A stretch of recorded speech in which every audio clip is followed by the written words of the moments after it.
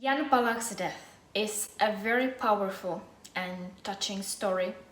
It's an important part of the Czechoslovakian history, and I am pleased that we can find some articles and resources in the Kasten Center for Religion, Politics and Society.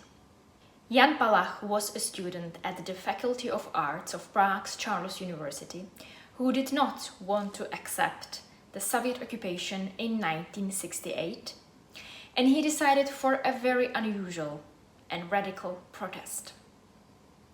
On January 16, 1969, on Wenceslav Square in Prague, he doused himself in petrol and set himself on fire. Even though the witnesses tried to rescue him by putting coats on him, 3 days later he died of his injuries.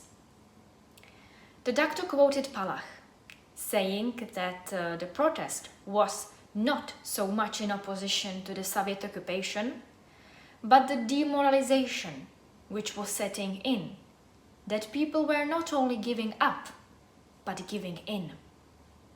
And he wanted to stop that demoralization. As it is stated in the article, his action was the deliberate political protest of a rational thinking person.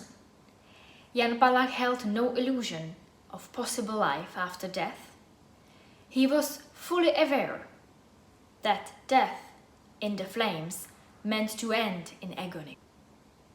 His act of self-immolation was an escalation of the desperation that held befallen society when, after a promising period of the Prague Spring, so-called normalization began.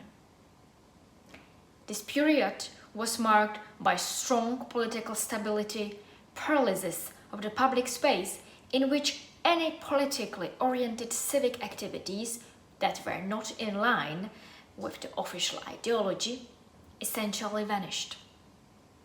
Palach valued freedom. He demanded the end of press censorship and called on people to strike. Following his example, several more people died in this way. The most famous of them is student Jan Zajíc. Palach's sacrifice played an important role 20 years later. The so-called Palach Week that happened in January 1989 was a prelude to the Velvet Revolution. Demonstrations took place against the regime, but were brutally suppressed. It was this brutality that further pushed the people against the communist regime.